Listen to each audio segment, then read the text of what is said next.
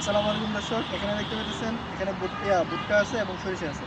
ভুট্টাটা এখানে হচ্ছে কি ভেজিটেটিভ স্টেজে আছে এবং হচ্ছে সরিষাটা রিপ্রোডাক্টিভ স্টেজে আছে। এখন সরিষাটা যখন বড় হবে, সরিষার মধ্যে পট হয়ে গেছে, সরিষাটা যখন বড় হবে তখন এই সরিষাটা উঠিয়ে ফেলা হবে।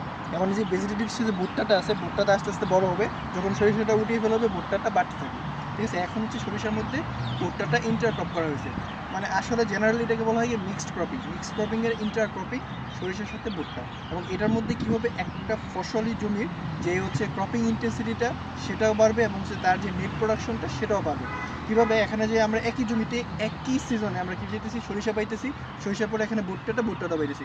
এখানে যদি আমি সরিষাটা আলাদা লাগাইতাম, মনোক্রপ করতাম এবং ভুট্টাটা যদি মনোক্রপ করতাম, তাহলে প্রথমে সরিষা থেকে শুধুমাত্র সরিষা হতো, এখানে আর কোনো হতো না। মানে এই একটা সিজনে শুধুমাত্র সরিষা পেতাম। আর যদি ভুট্টাটা একসাথে আলাদা লাগাইতাম তাহলে ভুট্টা থেকে শুধু ভুট্টার ফলনটাই পাইতাম। তার মানে কি ভুট্টাটা কী হতো, সেখান থেকে শুধুমাত্র ভুট্টার ফলনটা পেতাম। তাই জমিটার সাথে যখন দুইটা ইন্টারক্রপ করা হয়েছে, এখানে আমরা এই যে নির্দিষ্ট একটা সময় আমরা কী করবো, সরিষাটা উঠিয়ে ফেলবো, মানে সরিষার আমরা ফলনটা পেয়েছি। তারপর আবার যে ভুট্টাটা আমরা কী করবো, উঠাবো, মানে ভুট্টাটার ফলনটা পাইতেছি। মানে আমাদের সময় বাঁচতেছে, একটা অল্প জমিতে আমরা কী করতেছি, অধিক ফলন পেতেছি।